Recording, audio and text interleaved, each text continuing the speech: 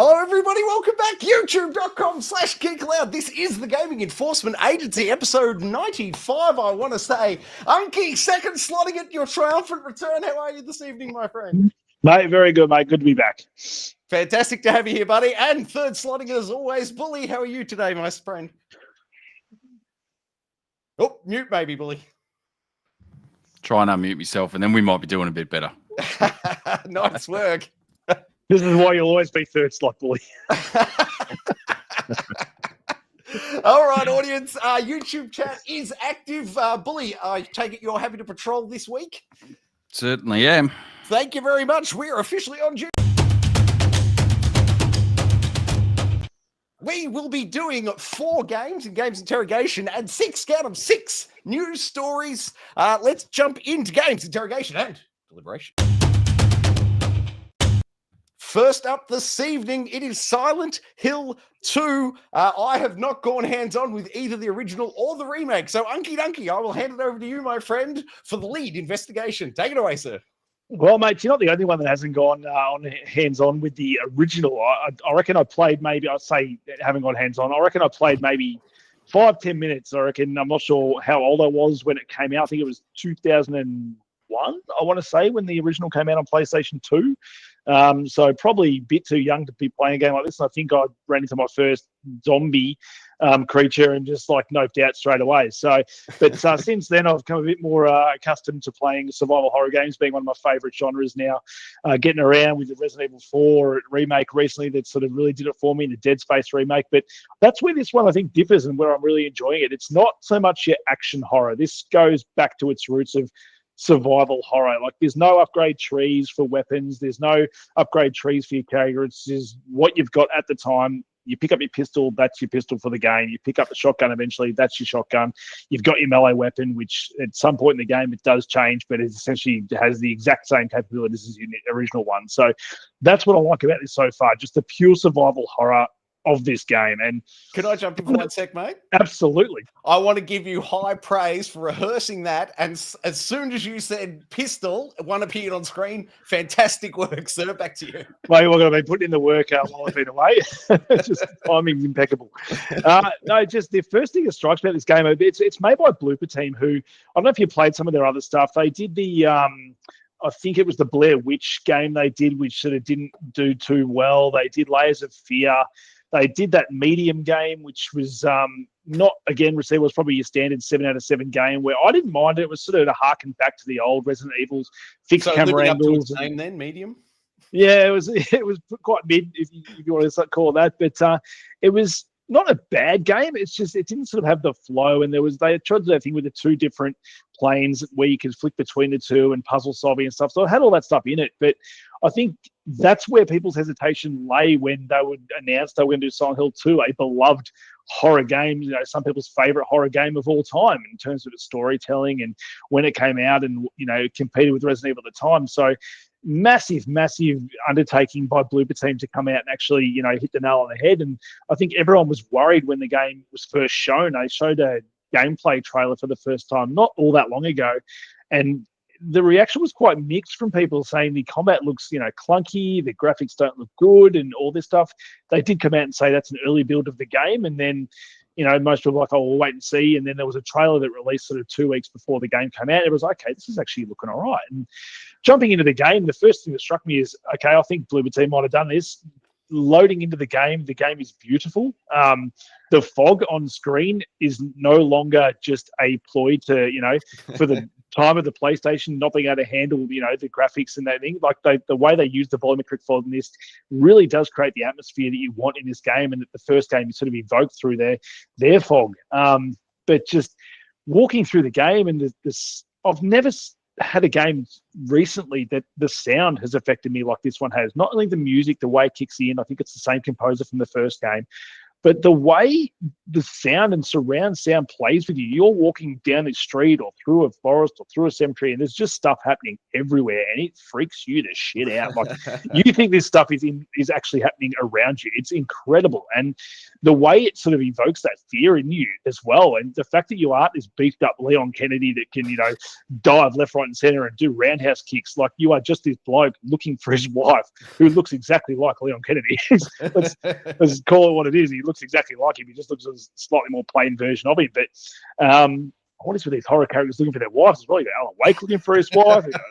They're all looking for their wife. They all dress the same as well. But put that aside, no, it's just a compelling story, and the voice acting is really well done in this as well. Like, every time there's interaction, every time there's a bit of like documents you pick up in the game. I'm usually a skip this document. I won't bother reading it. I am absorbed into this story about what's going on and where we are, because all the weird shit that's happening around you. Like, he seems to be taking it all in his stride. I'd be like freaking the shit out because I have no idea what's going on. But again, I'm compelled to sort of see why these characters are all in this Silent Hill, and is it real? Is it not? Is it part of his psyche? It's all very much like these questions that I'm asking that I'm hoping to get the answers to, because I am so sucked into this. And the fact that I've never played the original and playing this now, I can see why people are really in love with Silent Hill 2 and call it one of the best horror experiences or games of all time. And I think they've nailed this. And from all accounts, all the reviews, they're saying this is, it lives up to, if not better than the original Silent Hill 2, especially with the third-person camera angle now. It plays like a contemporary Resident Evil game.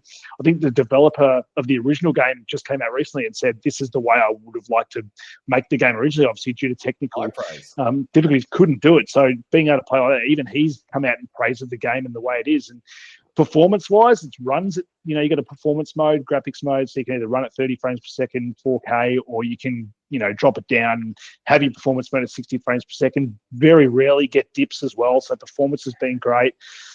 The sound, in terms of, I've talked about the sound effects, but just when you first fire your first gun, I think a lot of these games fall victim to, using all their, skills and stuff with sound to evoke that horror, but then your firearms and stuff might just feel a little bit weak. In this thing, you pick up a gun and you fire that pistol the first time. That thing is so meaty and chunky and just makes every time you use it so much fun. How's the DualSense go with it?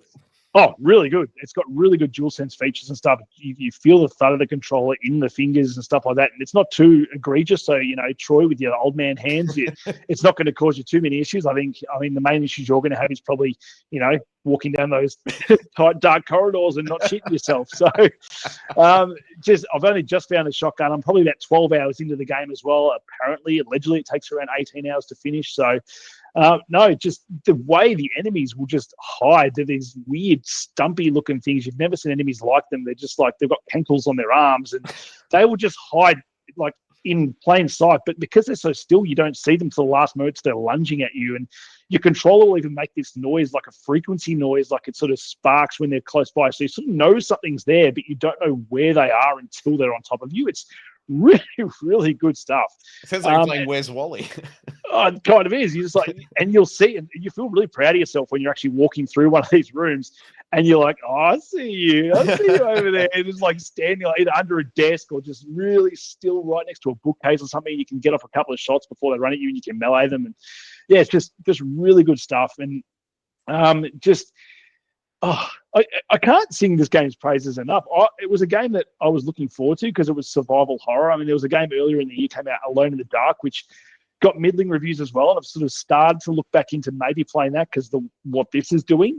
But I think this is just sort of really, really sort of honed in that survival horror. And I can't get enough of the puzzle solving as well. Like, it feels like every area you're in, just kind of like Resident Evil, you've got to find a code to unlock this thing, but they're big puzzle pieces. It almost feels like you're in one big escape room every time, and you've got to figure out, and they're not so difficult, the fact that you need to look up like a walkthrough. Some of these games have that. Even Resident Evil, I think I found myself being like, I can't be, this is taking me forever. I'm just going to look up a YouTube thing or look up a walkthrough to get me through it. This, I think, part of the fun of it is figuring out what those puzzles are and what the things are in the environment are asking you to do to solve that puzzle. And the aha moments that you get from that, I think, is part of the fun of the game. So I think you'd be doing yourself a disservice to play this game with a walkthrough. I think the fun, and I've had, like, you don't have to be a genius to figure this out. And on the normal difficulty, you can ramp it up, and apparently the puzzles get harder, or you can drop it easier and the puzzles aren't quite as hard. But at this level right now, I'm sort of getting the moment where I'm like, I'd be stumped for a little bit, but then figure it out. But because I've figured it out, I kind of feel like, a genius at the same time. Like, it really does. It doesn't hold your hand at all. Like, there's a map you can bring up that you find in the level. So it's, again, just like I was saying, when you pick up the map and you've got it on your screen, but every time you hit up on the D-pad, you'll see the map. But if you've gone to a locked door, the character James Sunderland, he will mark on the map whether it's a locked door, unlocked door, whether you can come back to it. He'll circle things on the map so you've got to go back there with something later.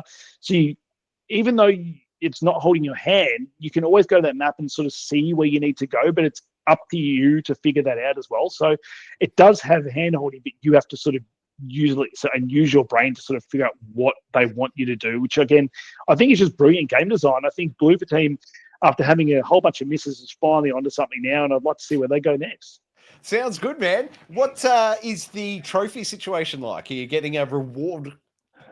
Yeah, I've popped a few trophies now. Like I've popped trophies for just, I think there were simple ones, like I think trying to open 50 locked doors just from banging your arm into them. I think there was one for smashing 50 glass windows, which is also very satisfying. You just get your weapon, whatever it is, and you just sort of almost like a rifle butt, but you just bang any window to a car and it just makes this great shattering noise, and you'll find like health things in there or ammo and stuff as well. And if you're walking with a certain character, she might say, warn me next time. That really scared me. And it's just the little things and just the world building and just everything is just so scary. I can't sing this game's praises enough. I will definitely be finishing this, and I've seen there is a new game plus mode where you can go through and do certain unlocks and get different endings and stuff like that. So I think I'll definitely be doing that, especially if it's only 18-hour run through, which I think at this time and age, I think I'm very much more on the side of, give me a game that's 18 to 25 hours and these 60 to 70-hour experiences where I get 10 hours in and go, I can't do it anymore because he's got something else coming out. Absolutely. Has it absorbed you into the world? Any interest now in going back and playing? I know it hasn't been remade, but Silent Hill 1? I mean, probably not, just given the fact that I do like my sort of new video game, feel, and even with the director coming out and saying, if you could make Silent Hill 2 again, he'd do it like this. So I think if they did a remake of Silent Hill 1, which I don't know much about, I know they've incorporated some of the Silent Hill 1 areas into this game, which I didn't realize when I was playing one of the moments earlier in this game that it was actually from Silent Hill 1. I don't know much about that game. I know people hold number 2 in probably the highest regard about that whole series, but I would love to see them go back and do 1 and do a remake. But as far as remakes / remasters go, this is definitely up there with the Resident Evils and stuff. It's not just a simple skin of new paint. They've gone through and redone the whole thing, and I just have to applaud Blooper Team. They've done a really good job. Fantastic work, mate. That's all from my side. Bully, anything from your end, mate? No, I'm pretty much the same as Unky. For some reason, I think most people at that sort of age, even though I was probably 20-odd when this came out, you were either Resident Evil or you were Silent Hill. There wasn't really much to crossover because they were, despite being somewhat similar, they had their own sort of tropes and all the rest of it. And obviously, Resident Evil had come out about 4 or 5 years prior to the Silent Hill franchise. So I'm the same. I really haven't jumped in with the original ones at all. It has, to some degree, probably has taken my fancy a little bit, but it's, as we were discussing before, Unky, it's just that time of the year where you've got, it's game as Christmas, really, September, October, November, where you've just got, multiple games coming out every week that you want to try and jump on. And it's one of these ones that I'd probably want to get to at some point down the track, and it does sort of look good. It does, as you said, I was sort of the same when I first saw that trailer that was shonky to say the best, and then there was back and forth between the developers and Konami that for some reason Konami were trying to undercut them and for some unknown reason undercut their own game. I don't know, but there was this back and forth between the two of them, and it looked like it was not heading into a good space. So it's actually good to see that it's come out looking pretty good and playing pretty good. So it's one of those ones that'll be on the list at some point. But I don't know when I'm going to get to it.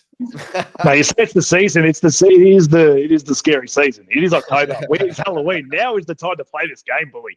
Well, I know, but you said that. But then, as I said before, you're either Resident Evil or Silent Hill, and There's no Resident Evils to play right now, so no, that's why I went back to Resident Evil 0 and threw that in the PS4 the other day, and I've cranked through a couple of hours of that. So might bash my way through the Resident Evil franchise first, I think. Nice. I'm going back this month for PSVR 2. What is it? Resident Evil 4, I want to say. Oh, yeah. Yeah. So good in VR. It's brilliant. I'm only, I don't know, 3-4 hours in, but I'm going to finish it off this month. Final question. Sorry, for Silent Hill 2. Was this one earmarked for a PS Pro upgrade? I haven't seen it as part of the list of games, so no. Okay, no worries. I thought I had, but clearly not. Very good. Bully, let's hand it over to you for game number 2 this evening, which is what, Sandland? No, Sandland. Sandland. Very not Sandland. Makes me very happy. Makes me very happy. It's funny because it almost came out of nowhere, but it's been a manga series. I think originally came out in short form about 20 odd years ago. But for those that aren't aware, Akira Toriyama is the developer and creator of Sandland. For those that don't know him, he's done a lot of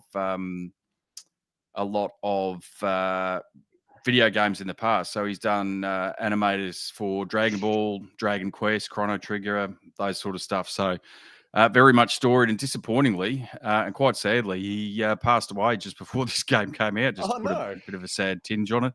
Yeah. So he never actually got to see his finished product in a video game form. But in terms of the game itself, it's actually if you were to cram everything that you would want from a JRPG into one game, this is probably it. It's got its quirky characters. It's got the on-foot sort of combat. You can see on the screen there that there's vehicles involved as well. So you get access to tanks and bikes and a mech suit that allows you to jump, and you can fight enemies that way as well. So there's hand-to-hand sort of combat as you're playing. You can jump in your vehicles. It almost becomes like a shooter. Then you've got platforming elements with the mech suit. You throw in a bit of a dash of town building as well, because when you're going out into the world, it's a fairly open world. You go out, you do your side quests, and instead of having your normal side quest, you might get a bit of gold and an item or something. A lot of the characters that you come across, once you complete their quest, they will actually come back to the town that you're building and expand it in some way, shape, or form. So you can get characters that will come back that will create basically a repair shop for your vehicles that you can then change and develop and add extra weapons to, or different customizations. You can get vendors for shops. You can get a whole host of things back in your town to get it up and running. But it sort of struck me originally. It's if you look at some of the combat there, it's set in basically a post-apocalyptic sort of setting where there's no water left in the land. Water's very scarce. So it looks fairly drab initially from the areas that you're playing in. But once you sort of get through that and it opens up and you find the water source, and it actually becomes quite a really distinctly amazing looking game, in my opinion. You can see on the screen there as well, just to throw another element in there, there's stealth sections where you're going to go through army bases and steal things as well. So it is literally a melting pot of various game styles and all the rest of it, which in my opinion doesn't or shouldn't really work, but for some reason it sort of does in this sort of sense. So there's probably not much more I can say in relation to it. I reckon I put maybe 25, 30 hours into it, but if JRPG is your thing, if you haven't heard of Sandland, I think there was a Netflix series that was released around the same sort of time as this one as well, which I haven't been able to jump into yet, but certainly it's got all those great JRPG tropes. It looks fantastic. It plays fantastic. So certainly something that I recommend jumping into. Fantastic. And how is it on the trophy front? Rewarding? It is, but lengthy. It's okay. As a traditional RPG is, you'll Time be grinding. To complete, if they given us a number? Sorry, what was that? Time to complete, is there a number? 100 hours? For the trophies? Yeah. I think it was 70 to 80 when I looked. Yeah, right. Big investment then. So it's one of those, not quite up to your Final Fantasy 7 remakes and rebirth sort of grind fest, but certainly getting up there. Very good. It looks amazing to me. I'm not sure when I'll get to it. How about you, Unky? Is it striking you? No, just again, so like I said, I'm really enjoying my 18 to 25-hour video games at the moment, and a 70-hour thing for something that I'm not fully in on would be pretty tough ask to get me into it. I did play the demo for it, which again, it shows the graphics off. It was in like an open world area of the desert, which I didn't really know what I was doing. Without all the context of the story and stuff, it kind of seemed a bit meaningless. So it was cool to sort of jump around with some mechs and stuff, and the combat was cool. And I really do dig that art style. That's probably the main draw to me is for this game is that art style. And I mean, again, if there wasn't a million other games to play at the moment or whatever like that, and there's probably another RPG come out this week that I would probably rather sink my teeth into. But no, it definitely looks like something that could be fun. Tomorrow. It's only a day away, I hear. All right, really fantastic work. Let's kick on in or jump on in, should I say, Hitman on the PSVR 2 via PC. This game, Hitman, it was Hitman 3 originally. It's become Hitman World of Assassination. It's coming out to the PSVR 2 natively on the PS5 in December, I believe, this year. But currently available via Steam with a little USB, buggery box to get the PSVR 2 working. And it is everything I've ever hoped for. I absolutely love this game. I can jump in there. An hour's my absolute upper limit. After an hour, I'm starting to feel a little bit seasick. The Dubai level is the traditional first level of Hitman 3, and you start out on the edge of a skyscraper. And boy, oh boy, if you get motion sickness, I suspect that would really do a number on you. Troy, I might have just say, Troy, just watching this footage of you on that beam there. I was in Singapore last week, and I did, just to take a little left tangent, I was on a ropes course 15 meters in the air with the little fella, and this is bringing back memories of that. I'll tell you what, 15 meters up in the sky, in the air, even attached to a rope, is scary as shit. Doing this without a rope, even in VR, I reckon would scare the absolute crap out of you, because in real life, as I said, 15 meters is very high. Yeah, it was. I don't suffer from, vertigo or what do you call it? Height sickness? That doesn't sound right. Bully, help me out. Scared of heights? Oh, just scared of heights and vertigo. Yeah. All right. Well, so that's not me, so it's fine. But as I said, a little bit seasick when you hit the hour mark for me anyway. Hey, well, I wasn't scared of heights either until I was looking down. It's up in the air. On the plus side, if you fall over in the VR, it's just a short drop to the floor. Maybe some crash mats are required.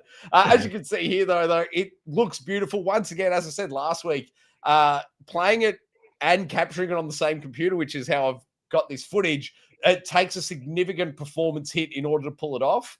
But if you're not capturing it at the same time, this game looks phenomenal. It's absolutely brilliant. I love everything about it. As you blokes know, I've platinumed it.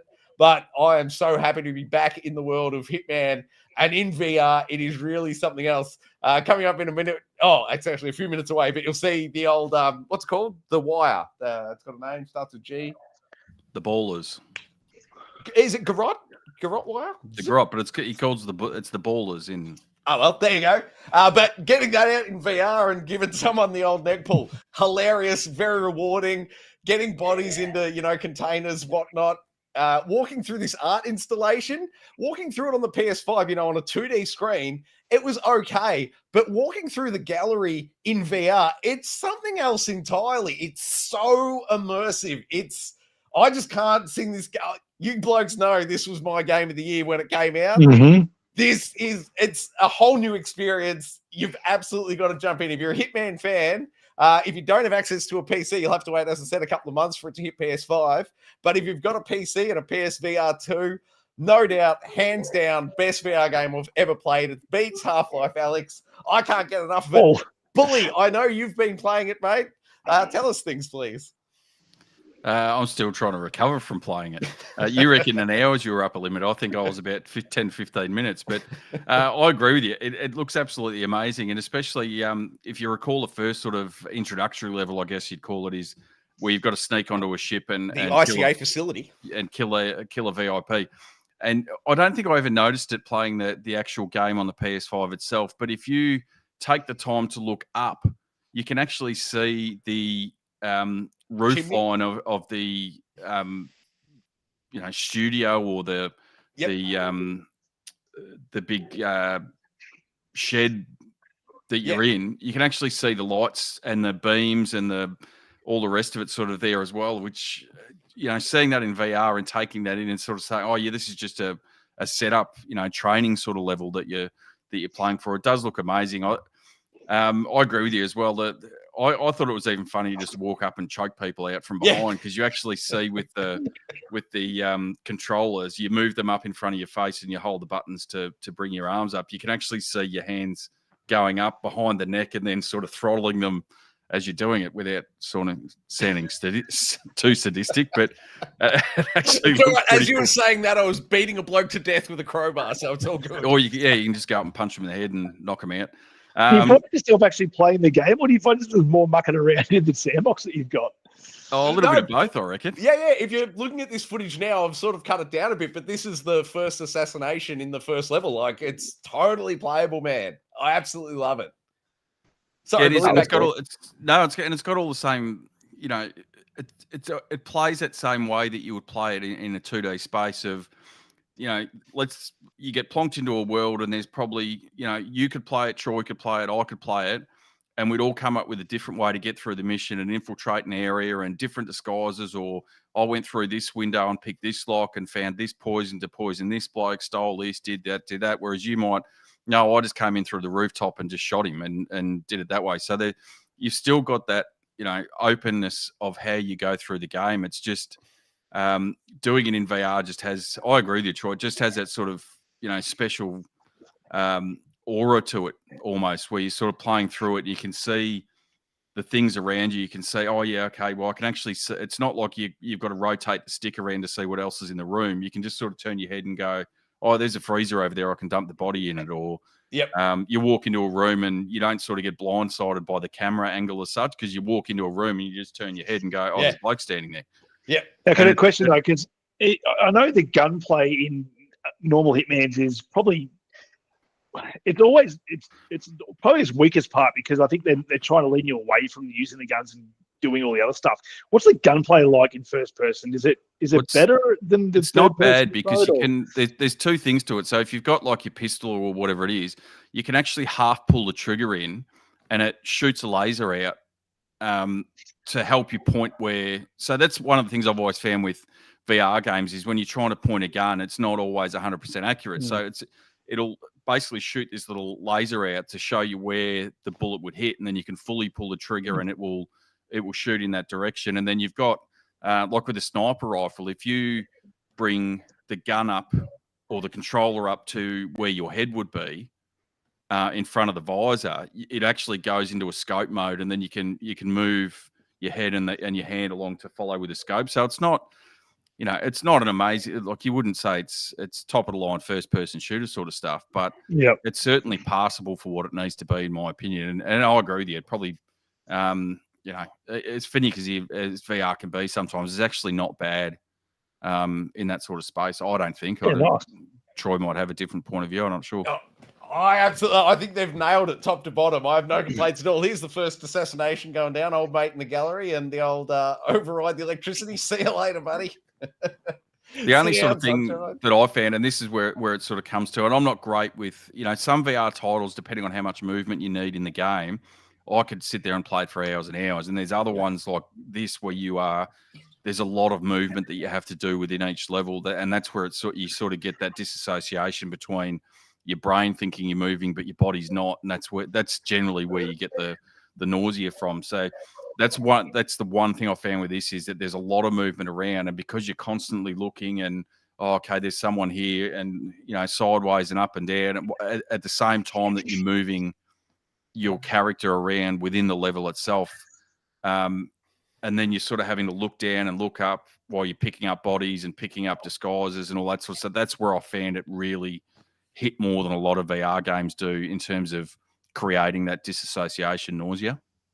Yeah, I wonder how much of it, Bully, I don't suffer the motion sickness, like I've got that hour buffer. I wonder how much of it is because I am so familiar with every level in this game that I already know where I want to go. I know where the little, different fuses or whatever are that your poisons to set up the trap. So it's not a new experience, a new level to me. It'll be fascinating, I guess, if they do release a new level to go through it and play it and then have to absorb that information, whether I would a lot quicker need to turn my head a lot more to find out where I am. Maybe then it would be a lot harder. But as I'm quite familiar with the old girl, it's smooth sailing, so to speak. Well, I'm not sure, but what was funny is I actually started trying one thing, sort of after about 5 or 10 minutes, was when you're walking in the game with your character, was standing on the spot and walking up and down on the spot.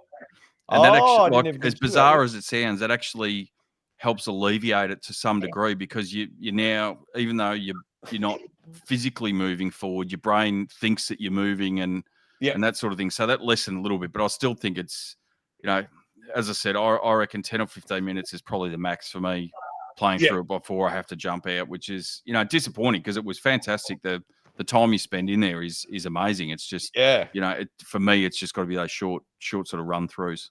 Yeah, that's fair, man. And what's a standard Hitman level? Call it 40 minutes, 45 minutes to, top to bottom. So yeah, it would be really frustrating to me to be having to play it in 15-minute segments. You have my sympathies there. I think sometimes it just depends on how much sneaking around and doing it properly you want to do, and how much of I'm just going to find a gun and shoot them and run. Yeah, well, it's that to Unky's earlier point, like, they totally trained that out of me. I never use the guns in Hitman 3, regardless of how I'm playing it. I'm always going for either a melee close kill or a good knife throw, or, setting up a trap of some kind and getting it that way. So I really haven't gone that much hands-on with the guns. I really can't speak to the gunplay, but love this game. Can't sing his praises high enough. Unky, are you keen to go hands-on in December when it comes to the PS5 natively? Yeah, I probably will. I need something to play on the PlayStation. So maybe. I think I might have to fire it up. It depends on what cost it's going to be. I'm not sure. I think I own Hitman on the Xbox, so it's not even like I'll get a free upgrade to my PlayStation version. So I'd have to be probably fully into probably a full-price game, unless they're going to bring it to PlayStation Plus. But no, we'll see what's going on around December and see if we get a chance. Yeah, nice. Bully, any final points from you, or shall we shuffle along? Shuffle along. Although I will say, Unky, walkabout mini golf. Get on board. You can do it multiplayer. 3. Hey. Yes. Love it. All right. Over to you now, Unky, for Funko Fusion. Tell me things, please. Well, I'll tell you one thing. It's definitely a far cry from Silent Hill 2. It's definitely a nice palette cleanser for that game as well. So I found myself jumping back into this. But I was interested in this game up to its lead up. I'd seen the trailers and it looked kind of cool. I've got a lot of Funko stuff behind me, mainly Ninja Turtles. But you either love Funko or you hate the way that those things look with their giant heads and beady eyes. But I wouldn't say I'm a massive fan of them, but I don't hate them either. This sort of turned my head just because it's doing kind of what the Lego games do, with a whole bunch of different franchises and stuff like that. And I held off just because the initial reaction to the game was a lot of frustration amongst the fans about sort of difficulty levels and waves of enemies and just certain quality of life stuff that a game like this probably should have that didn't have at launch. And I don't know what made me check for it, but I just typed in on my phone one day, Funko Fusion patch. And then I looked up and there was a massive quality of life patch they had dropped for this game. And the feedback from the community was actually really good, because the quality of life stuff they've done to this game was based on community feedback, which I really like when developers do listen to their consumers. And they've gone back to the drawing board per se with a lot of their game systems within the game. And they've essentially made the game more fun and easier to play. They've upped your heart levels from 3 to 5. They've stopped the amount of waves of enemies that come at you at any given time. They've given you the ability now, when you're going through a level, how when you play a Lego game, you play it through pretty much one time, but then by the time you get to the end of the game, you've unlocked all the characters, you go back through with all the powers, you can unlock all the stuff within that level. Mm-hmm. That was gone from the initial version of the game. You would play through the game, you had all this stuff you can unlock, but you were only stuck with the characters from that level. So you couldn't chop and change to any characters that had these powers, which again in itself is fine. Lego does it to a degree and that works, but for whatever reason, it wasn't hitting from people here. So now they've changed that completely, where if you've unlocked a character in any of the levels, you can, from the first playthrough of that level, play any character you want that you've unlocked, which is great. So you're not backtracking as much. You're having the fun in the moment as opposed to having to wait for that moment.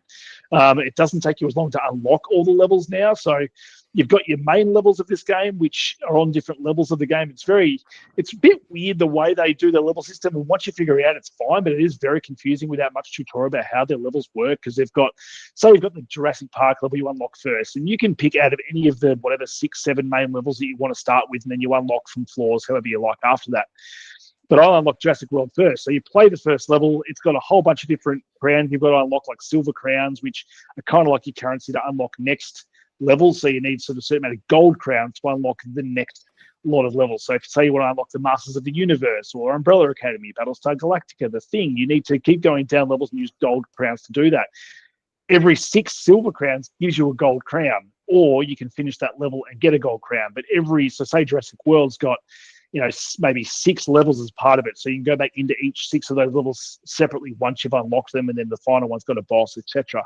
So previously, you couldn't actually just chop and change between those levels as you had to finish the main game. So now I find myself going, maybe 2 or 3 levels Jurassic World, dropping down, did all the Masters of the Universe stuff, dropped down, did all the stuff in the Thing, because each of these levels has different unlocks for your characters that you utilize. So you have a teleporter in one level that gets unlocked in Masters of the Universe. You'll have the bomb that gets unlocked in the Thing, or whatever it may be. You unlock these different abilities by playing these other levels, but you only really have to play the first version of that level to kind of unlock that ability, which then allows you to go straight back to, say, Jurassic World and unlock what these called these cameo levels. So these cameo levels, stop me if I'm giving you too much information. Please.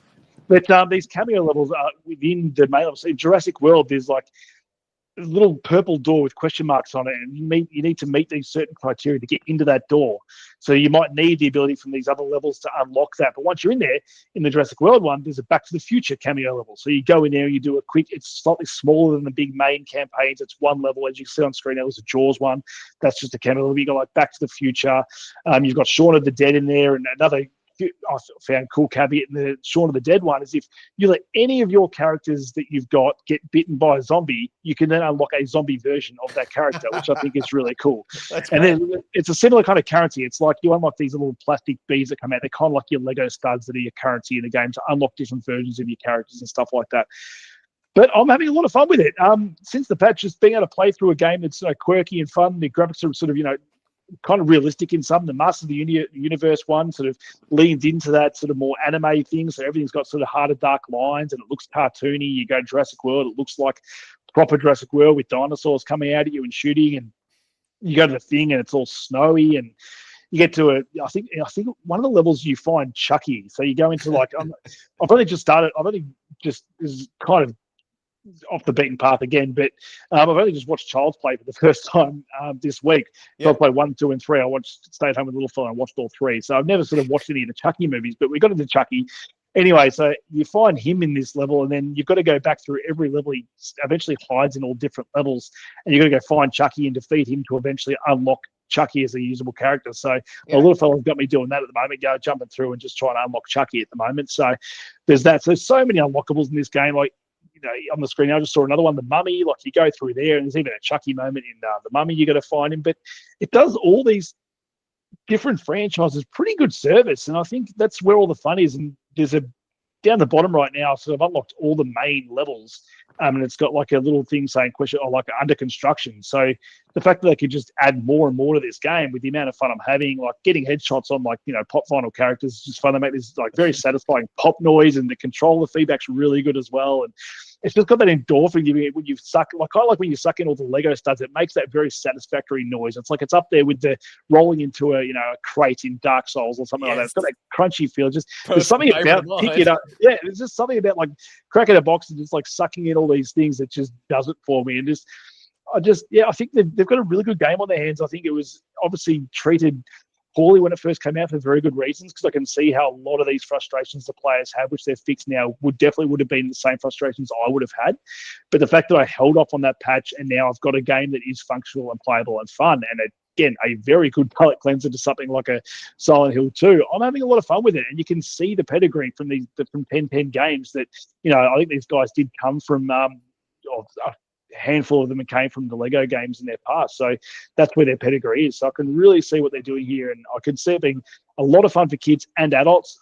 had this conversation with my wife tonight. Actually, it's a bit strange that a game that looks so kiddie to have franchises like Battlestar Galactica and The Thing and Umbrella Academy, which generally aren't really kid-related franchises. Yeah. I find it a bit funny that like a lot of these kids are going to be playing these things, not having really any idea what these are. Or you've got like Shaun of the Dead, or what's the police one? Hot Fuzz is a main level, is a main span of levels in this where.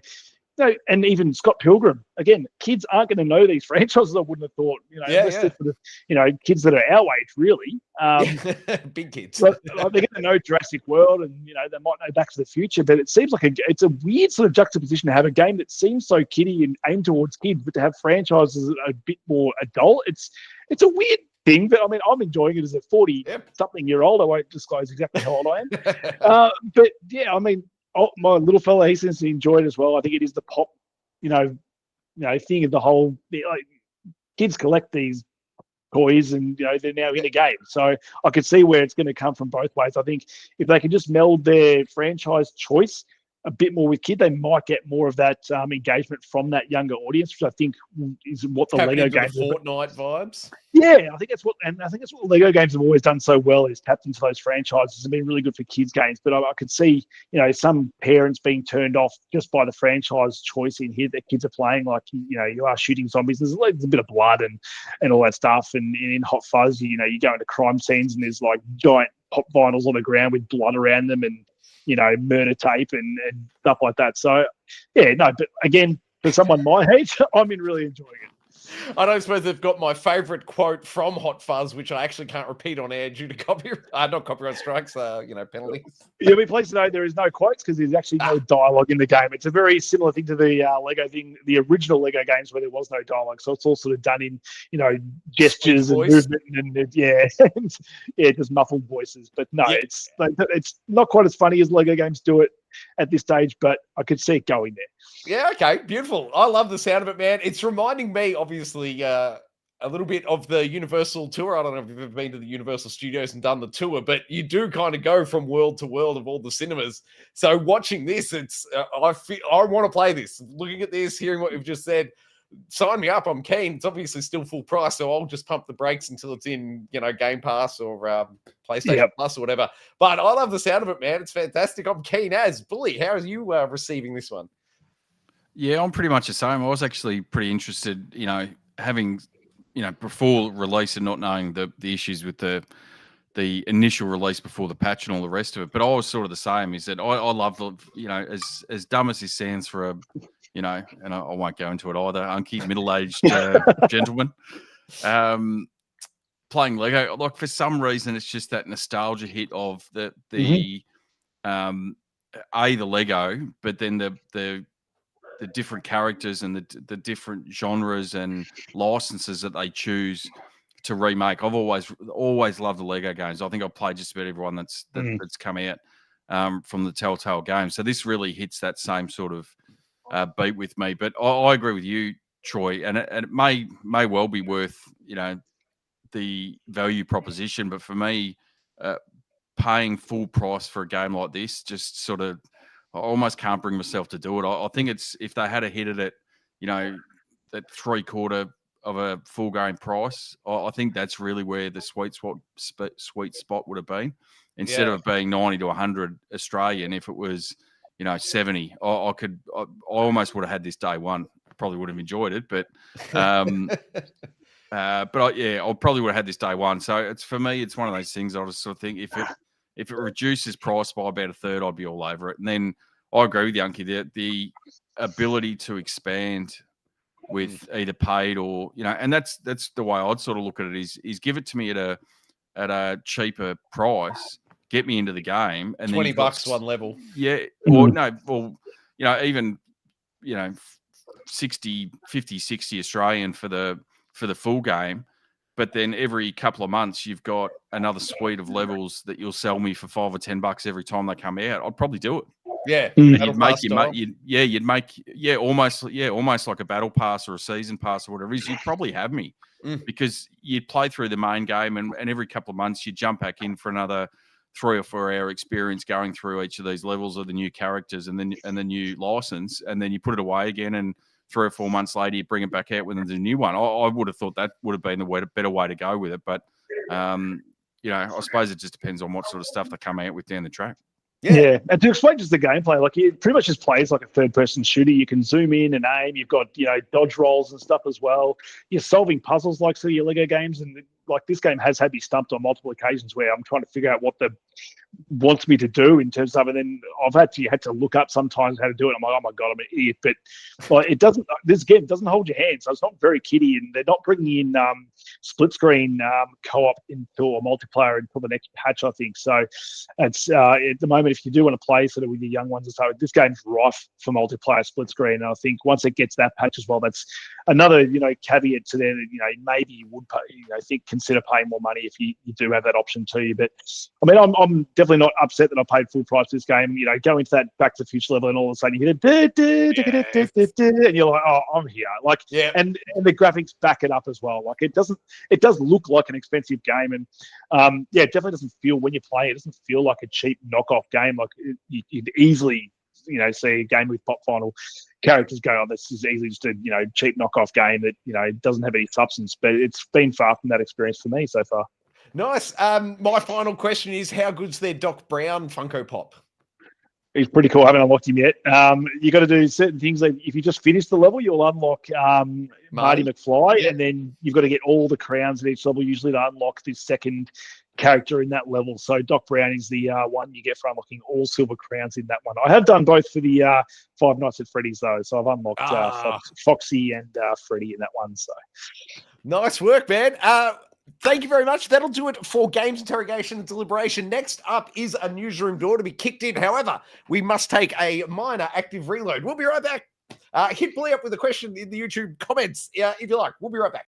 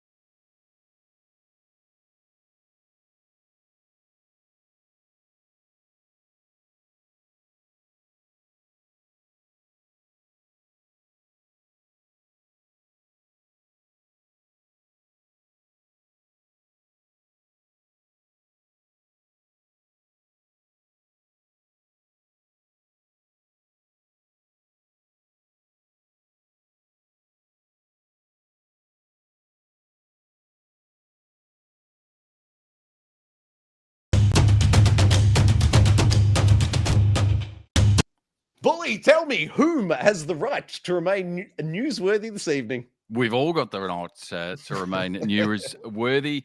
And we'll kick it off with a rumor via a Game Rant website. God of War Trilogy looks like it's getting the remaster treatment. So the original two that were on the PS2 plus the PS3 God of War 3, as well as, if rumor is to be believed, the spin-offs as well. So God of War Ascension. And I think there was a PSP one, but I can't remember the name of the top. I want to say there was 2 PSP ones, but I couldn't Chains of Olympus and Ghosts of Sparta. There you go. Boom. They're the ones.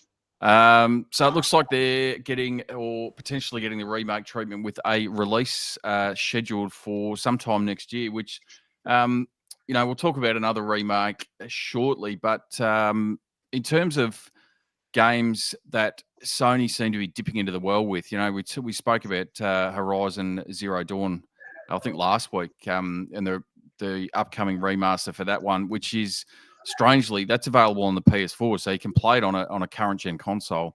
But obviously the PS3 content and even more so the PS2 content is locked behind, for the most part, those consoles, and unless they're doing the classics as part of the PS Plus collection, we're really not getting too many of those. So that's really where I'd want to see PlayStation focusing their efforts on going forward is remaking some of those fantastic PS1, PS2, and PS3 games, which are, as I said, locked to those consoles. And if they gave it the same sort of treatment, graphical styling, but with the same gameplay, I should say with the original gameplay, but with the graphical settings that we saw with the 2 new God of War games, I think this would be amazing. Yeah, sign me up. I'm already sold on this. I love all 5 of these games, so I cannot wait to get hands on with this. This sounds amazing. The only word of caution I would hand out to any viewers out there is I firmly believe the God of War series was a key contributor to my old man hands. So, be warned on the way in. Unky, I've got to ask, man, what have you got there? It's just a bit of subliminal messaging for Bully to buy Funko Fusion. If Leonardo Pop Vinyl can't do it for you, Bully, I don't know what can. Is there any rumor of the Turtles coming to the game? Oh, mate, God, if there was, if I hadn't got this game already, I'd pay double the price for it. Nice. Bully, what do you got there, mate? Is that a two random Star Wars Mandalorians sitting there. Hey. Nice work. No Star Wars yet either, Unky? No, actually, I might have some Star Wars up there. I don't know. I've got a lot of... Actually, no, I do. I've got a Darth Vader. Hang on a second. There we go. We've got Darth as well. Very nice. To tie back into the story, any God of Wars? Any Kratoses anywhere? No pop finals of Kratos. I don't think they've brought one out, but I'd definitely be down for one if they would. Just like I'd be down for this this remaster. Bully's taking a stroll down the aisles of his museum. He'll be back. I think, Bully, just so you know as well, I do have some of these out of boxes, but there's plenty back in their boxes now. You can probably see just behind me here. So you don't have to be too angry at me now. They stay in their boxes now. I've learned my lesson. That's okay. No, but I definitely, I'm down for more God of War. Hey! Nice work, Bully. If they're going to remaster these God of Wars, then I'm down for it. It's a lot of game, though. If you're going to get all 5 games remastered, I consider myself playing number 3 because 3 was one of my favourite games of all time when it came out. And I still remember it fondly to this day. And I even reinstalled it on my console not that long ago because I think it got a 60 frame per second patch for the PlayStation 5, or could have been PS4 at the time when it did. So to go back and play these games in high fidelity and the graphics, I think it'd be awesome. I'm looking forward to a high fidelity. Is it the end of the intro level of number 1 where you're on the ship with the ladies? I'm looking forward to re-experiencing that in high definition. I bet you are. Let's move on. All right, then, we found your version of Carmen Sandiego. Then have we? Bing, bing, bing! A winner is you. All right, story number 2. Story number 2. So the PS Plus games that are coming up in October have been released. We'll go through the full list shortly, but the 2 that were of big interest, and we've just finished talking about some of the PS2 games that are coming onto this collection, but Siren, which is a classical horror game from the PS2 era, but more importantly, and hopefully it'll get the fires burning for a full and proper remake, is Dino Crisis is making its way to modern consoles. Obviously just a port over of the PS2, but give it to Bloober team. Give it to anyone. I don't care. Just give it to me. Who did No, the not Dino- anyone. Not anyone. What was the Exo, whatever, Dino Crisis looking Exo Exoprimal. Exoprimal. Yeah. Don't give it to those guys. Oh, better just leave that in the bin like Exoprimal. But I'm surprised this had, we've had all the Resident Evil remakes. This is a Capcom title.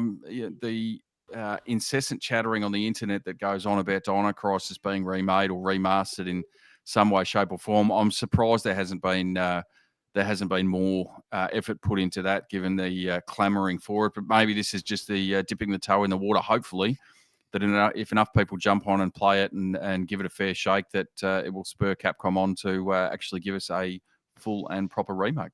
Yeah, sounds good to me, mate. What do we got for story 3, please?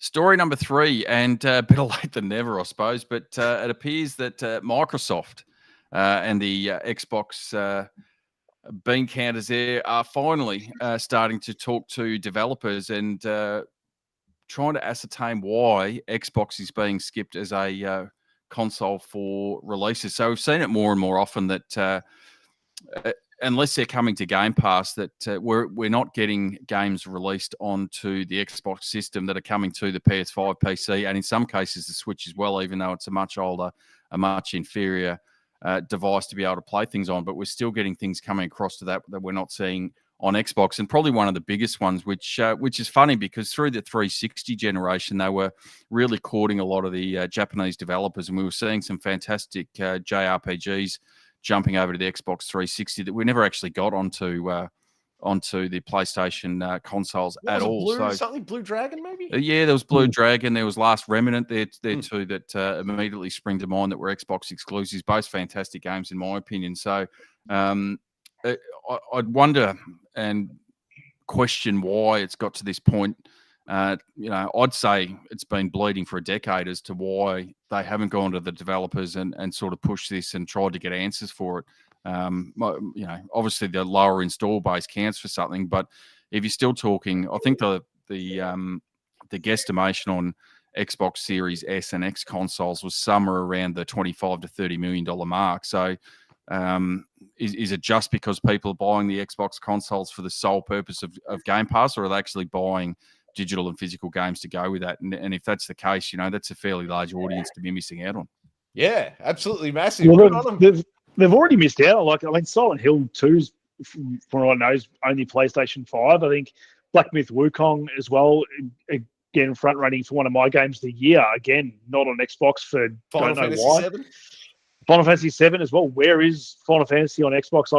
I don't. It's weird. Like, to get all these big games, and Helldivers is, they're missing out on so many big games this year that Sony just seems to. Everyone's saying Sony's had a slow year, but really they haven't. When you look at the games that are coming out from these third parties and they're just hitting PlayStation, it almost seems like they've got a monopoly on these games, and they're almost feeling like exclusive PlayStation games, even when they're not. So yeah. I don't know what Microsoft's doing and not having this yet.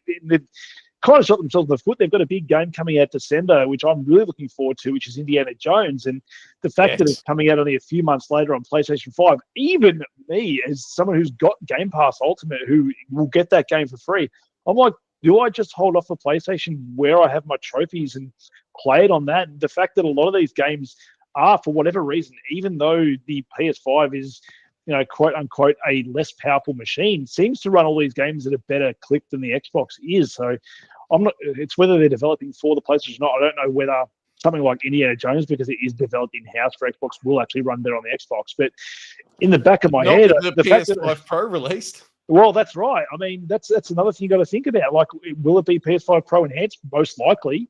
I believe they have to be. Isn't there a mandate that if it comes out on PlayStation after the launch of the PS Pro? Well, there you go. So, I mean, I can see myself not holding off because, treasure hunting and all that kind of genre is probably up there with survival horror as one of my favorite genres of games. Even as of today, even replaying Uncharted 2, arguably my favorite game of all time, and just wanting that treasure hunting experience, and knowing that, Indiana Jones is coming from Machine Games, the guys that brought us, Wolfenstein, arguably some of the best first-person shooters going around. They've called this Indiana Jones longer than one of those games. So to be able to be in that experience for as long as I'm going to be, do I just hold off, given there's a lot of other stuff going on at the Not a moment, a lot of chance. games to play. Again, I'm not going to hold off, but and if the game's good, I may even consider picking up and playing on the PS5 Pro, and not worrying about going after all the trophies or achievements on Xbox and then holding off and then doing another playthrough on PlayStation. But the fact that I'm even thinking about doing that says a lot about where Microsoft is at the moment. Like a lot of the times,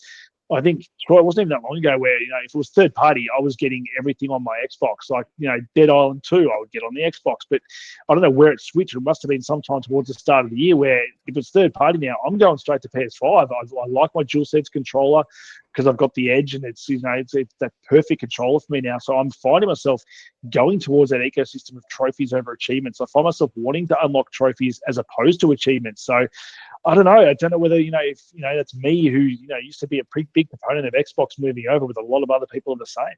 Yeah, mate, I'm in the exact same boat. The only bonus that I've got in Xbox Land besides Game Pass is just that I've got that extra terabyte of storage. That's the only gotcha now. Yeah, and I think maybe that's what it is. I did buy that extra 2 terabyte hard drive for the PlayStation and slotted it in there. And ever since I've had the space on my PlayStation to put it there, I thought, well, why not?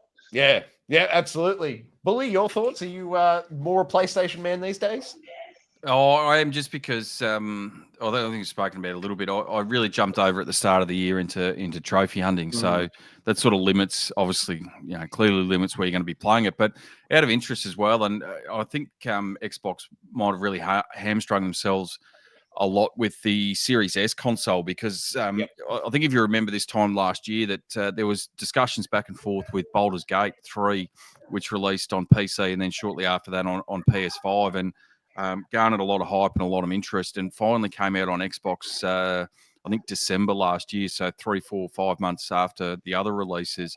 And they were granted basically an exemption to Microsoft or Xbox's condition that they had to play both on the X and S variants of the consoles, when we know that the S variant is not as high grade as the X series is.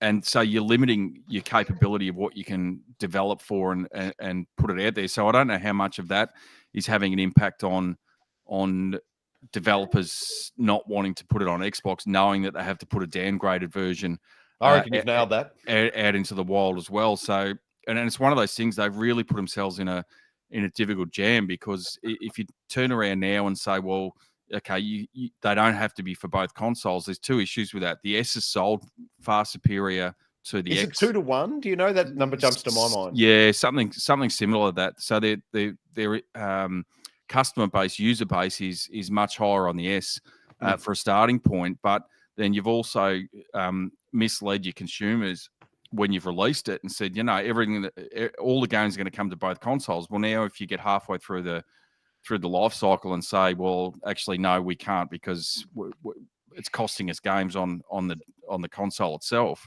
We're only going to go and release it on the X. You've now got 2/3 of your customer base are going to be put out by it. So is that enough to make them convert over to the Series X? Or is that enough to push them and go, well, if this is how you're going to treat us, we're just going to ditch Microsoft altogether and move over to PlayStation? Yeah, I reckon you've called that beautifully, mate. That sounds at the moment, my Xbox is essentially my Starfield console. I've jumped in there, started playing some Shattered Space. That was good because it was Game Pass. Like, I jumped in there. I played Flintlock earlier this year as well, which I actually quite enjoyed. Would have had a chance to talk about that, and that's still a $60-odd game on PlayStation. So the fact that I got that game, that sort of somewhat pays for Game Pass. Kinitsugami as well, another $70-odd game on PlayStation, was kind of cool on Xbox. Never finished it, but enjoyed it. So I am getting some value out of the Xbox. It's just, I'm not sitting there and playing full games on that console anymore. And I think that's the worry. Well, it's funny for me with Game Pass. It's Game Pass has devolved to me to almost be a demo system. You release it on Game Pass, I'll play it and go, actually, this really interests me. I'll go and get it on PlayStation because it's got trophies on it. That's a great point, man. or now I'll that put you've an said hour that, or I'm two doing the same thing, and it didn't even occur to me. Yeah, or you put an hour or two into it and you go, no, this isn't for me, and just uninstall it and go and play something else. And even this last year, I think Lies of P came to Xbox Game Pass, and I bought it on PlayStation full price because that's where I wanted to play it, and that's where I got the Platinum Trophy as well not that long ago. So it was just one of those games that I just could not put down, and I wanted to put it, that effort in on the PlayStation. Whereas for whatever reason, didn't see the value in getting it for free on Game Pass. So it's an odd story. Well, it's funny. The only other thing I'll say to that, though, is it's funny, Unky, that you said before that, or I think whether it was you or Troy that said that the Xbox Series X console is, technically a superior console. But I actually found that Lies of P, and I put probably 25, 30 hours into it on the Series X when it came to Game Pass. Same as you, put it on the PS5, played through it. The experience on the PS5, I thought it ran a lot smoother. It looked a lot better. I just thought all around it played as a much better game than playing it on the Xbox, even though you got it, and you use the word technically for free because you're paying for Game Pass. But you're getting it for no added cost on that system. And I agree with you. I would have much rather paid, knowing what it was going to be like at the end. I would have just much rather just ponying up the cash, forget about playing it on Game Pass, and just play straight on the PS5. Yeah, and I don't know. I think some of it might have been the fact that I was a massive Bloodborne fan, and it was kind of felt like a spiritual set to Bloodborne. I played that on PlayStation, so using that control, I think, sort of brought that feeling to it. And it just, again, I can't sing. I haven't got the chance to speak about it since I got the platinum, but that game, oh my god, what a game! I cannot wait for the DLC. With not really a spoilers if you finish the game, like they kind of give you a hint that the next character is going to be Dorothy from Wizard of Oz. So very much looking forward to that. The only other curveball I can throw on this story is I played MLB The Show 24 through Game Pass, got the 1,000 gamers scored, loved my time with it, and then I turned around and purchased it on the PS5, much like you blokes. And then when got the platinum on the PS4 and the PS5, I love that game. Whew, we're going to be talking about that one game of the year time, I tell you what. All right, Billy, next story, please. Next one, short but sweet one here, but Little Big Planet 3. As of October 31st, so just on about 3 weeks, is going to be delisted from the PlayStation Store. If you've got it already, you'll be able to retain access to it, but all the DLC that is attached to it also being delisted. So Media Molecule, unless I'm having a mind blank, they're the developers of it, but they had a pretty good run for a while with those Little Big Planet games. I thought they were pretty good games, and obviously their last sort of major release that they spent 10 odd years working on was Dreams, which faded into Abyss and didn't really do much. So a bit of a sad ending to what is really one of PlayStation doesn't have a lot of your iconic platforming characters, but this was certainly up there. Sorry, Sackboy Astro Bot's taking a shit on your head. He has, and he's much better. He is. Can either of you blokes remember? I want to say that, and I'm talking 4 or 5 years ago at this point, I feel like Little Big Planet 3 was a game, PlayStation Plus game, free at one point. I suspect a lot of people would have this in their library. Yeah, I think it was. Yeah, it may well be. It's be interesting to see, and this is probably one of the reasons why you can see the finery sitting behind me there is. It'd be interesting to see. They're telling us at the moment that we still retain access to it, and I assume that's to be able to download it in some way, shape, or form. Yeah. How long that actually lasts for going forward? Is that going to be indefinite, or are we going to, in another 12, 18 months, 2 years, are they just going to be saying, well, it doesn't matter whether you bought it, downloaded it, whatever, it's just no longer available and it's gone by the wayside? So, well, no, I don't think so, because recently I know you can no longer purchase Deadpool, the video game, which I jumped back into because I own that game from ages ago. And that game got delisted, I reckon, over 2 years ago. And I reinstalled that game off my hard drive and can still play it. So I imagine, if something like, niche's the Deadpool game is available, I'd imagine something like Little Big Planet would work. Yeah, I don't think they'd be needing to scrap it entirely unless there was some sort of copyright licensing type deal. I think it'd stick around. The only other thing this has prompted me on, though, is are either you blokes fans of Hotline Miami 2? No, but I did see the news today that the good old Australian ratings board has decided that Hotline Miami 2 is no longer for our tender hearts. Delicate eyes? And delicate eyes, and it's way too much for a middle-aged gentlemen such as ourselves. Well, to be able to put ourselves through. You'll be happy to know, Billy, I worked out the workaround for anyone out there who wants to still go hands-on in Australia. If you've got a US PSN account, you can download it purchase it and download it via the US PSN account, and then the Australian account can still load and play the game. So that's how I do. As soon as they delisted it, I'm like, I'm going to find a way around this. Sure enough, US account, buy it on US, install it on the US account, jump back to your Australian account, and it's off to the races. So there is a workaround, fellas. Don't stress too much. We worked it out. All right, Billy, next story, mate. Wasn't overly stressed, I'll be brutally honest with you. And we move on to, we've spoken a little bit about remakes. Until Dawn, obviously the remake, remaster, however you want to call it, released last week onto the PlayStation 5. The original one, not even 10 years old, is playable on the PS4 and the PS5 in its original format. I still thought it was a pretty decent looking game, even with the age of it. Obviously, it looks a lot better, but news coming by the way of True Trophies, one of my favoured websites for the trophy tracking, has indicated that Until Dawn's debut in terms of sales is 28.6% smaller than at the latest PlayStation abysmal showing in Concord.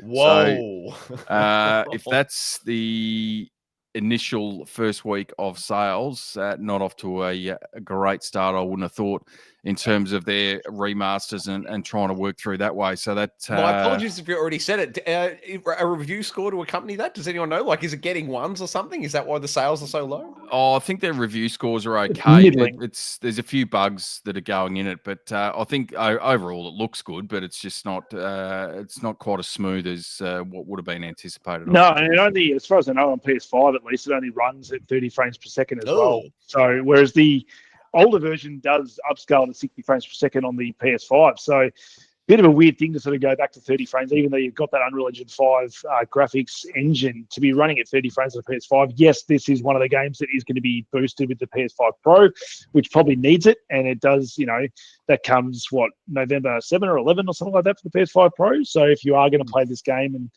on that, then you're probably going to get a better experience. I think the closer it gets to Halloween, maybe you'll see an uptake in people purchasing this game. I just think full price is probably a bit much to ask for this one when you got your $10 upgrades on other PlayStation 5 games as well. So I think being $109 in Oz dollars to purchase this game for something you've experienced before is a bit much of an ask. I think maybe around that $60 for a brand new game, or even that $10 upgrade from your old version would probably be an easier sell. I'd probably upgrade maybe from my old edition if I can pay $10 to experience this game again. One of my favorite games in this genre. I think they've haven't really surpassed Until Dawn, I don't think, in terms of the way the story's told, in terms of the way I enjoyed these games. This Until Dawn's always been my favorite. I remember playing the game with my wife next to me, going out to breakfast and discussing what had just happened, what we think's going to happen. And I don't think I've had that experience. Maybe the closest we've come is The Quarry, which I absolutely love that game. I think the smaller versions of the games they did,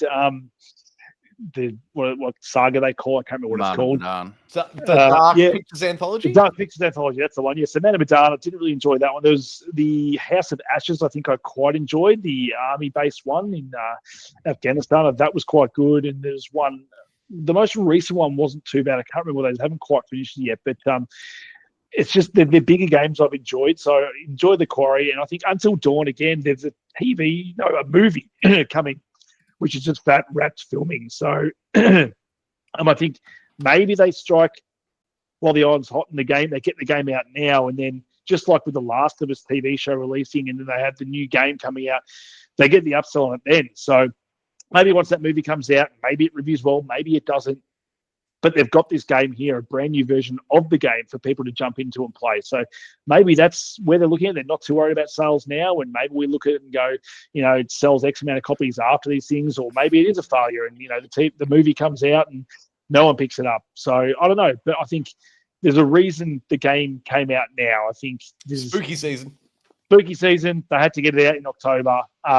Kind of sucks that it's coming out at the same time as Silent Hill 2, which is absolutely destroying in terms of reviews and critical and other acclaim. So it's rough. Like, again, love this game, recommend it to anyone just because I think the story is fantastic and the storytelling's really well done.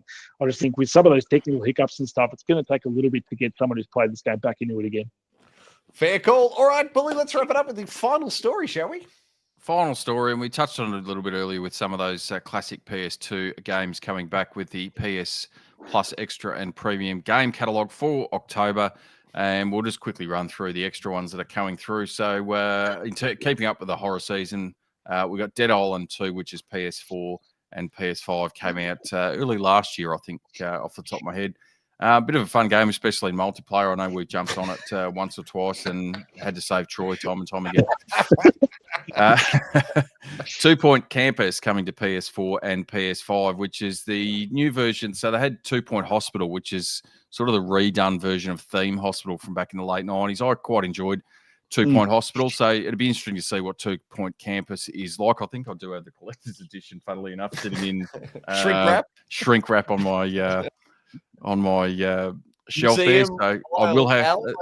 Sorry, what was that? Museum Aisle L. Yeah, that it is.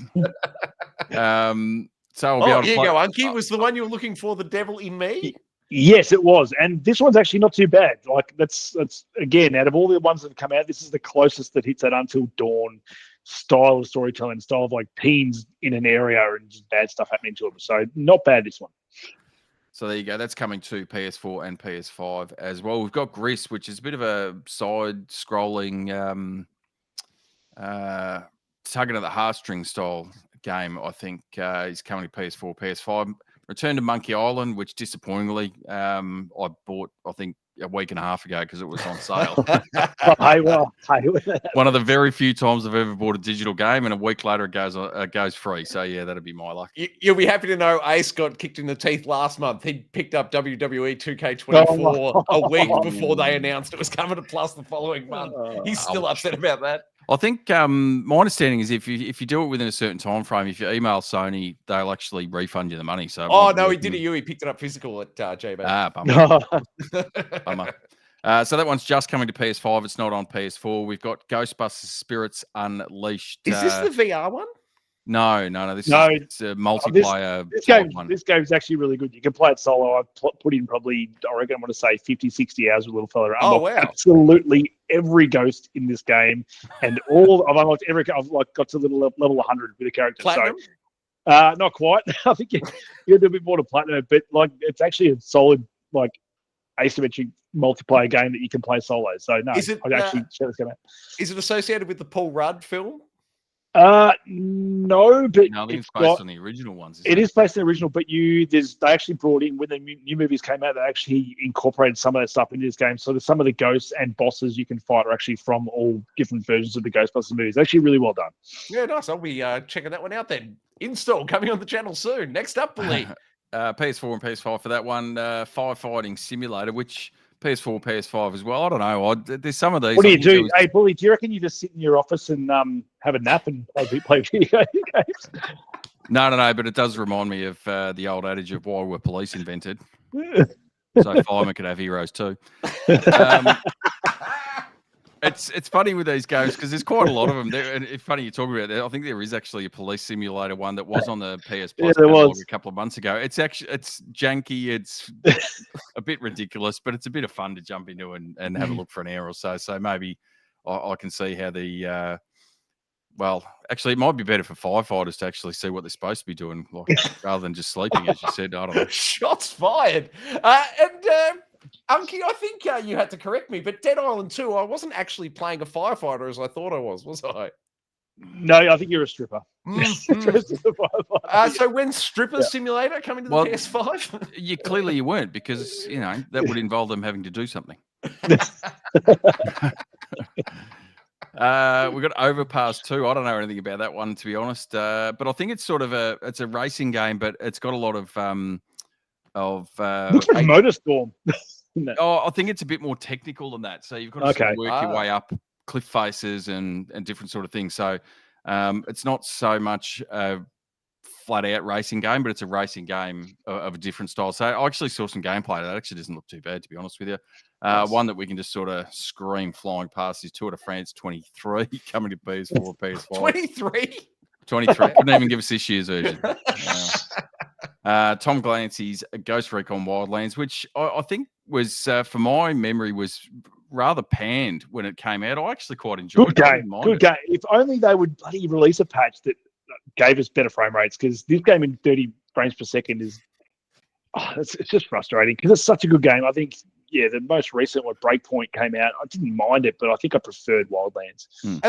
Do either of you blokes remember? I thought they announced they were turning off the servers to Wildlands. Like, it hasn't happened yet, but I thought like maybe 3 months ago a news story came out that at the end of this year they were going to turn off the servers for Wildlands. I'm quite surprised they've included it. Obviously, the servers are still running now, but I suspect it'll be short-lived. Oh, we'll have to see how we go, I suppose. Yes. There we go. We do have some others. So as it's becoming more and more regular, which is fantastic to see, is they're throwing in a PSVR 2 game. This time, the last Clockwind. I haven't really had a look into this one, but anything that allows you to sit and enjoy VR on your chair with no movement is fine by me.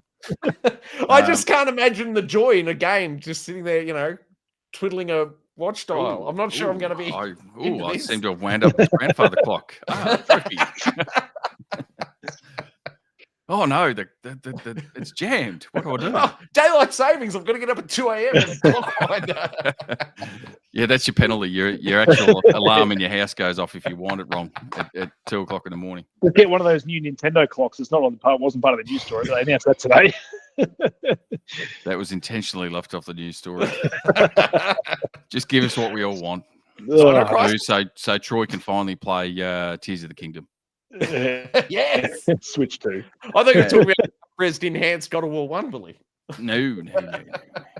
And then the two we've spoken about, Dino Crisis coming to both PS4, PS5, and Siren, PS4, PS5, and finally R-Type Dimensions X on PS4, obviously playing PS5 as well. It does look pretty good, but for your trophy aficionados out there, it does not have a platinum. Boo! And that's Troy, and Unky is this week's news. Very good. I guess that makes us off to you. Thank you very much, Unky Dunky. Fantastic having you back in that second slot, mate. Great work this evening. My pleasure, mate. And just my review on Bully's Beard, 8.5 out of 10. All right, does this get it up to the 100? That gets you. You need the wax and the little twirl on the mo, mate. No, we need some wax.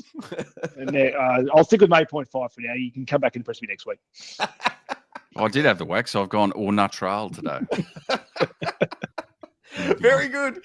Bully, excellent work this evening, sir. Is there any comments that we need to circle through on the YouTube chats? Or nothing of any major interest in there. So for those that are watching, be sure to jump in there because I will try to answer it as we go. And anything I don't get to, we will wrap up at the end. But for this week, we'll skip straight through that, I think. Fair enough. Unky Dunky, what else could you do with Geek Aloud? Well, like and subscribe it. You'll never miss it.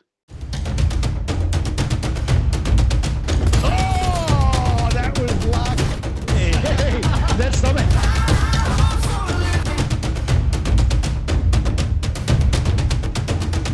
Oh! Two players play. Old Uncle Donkey.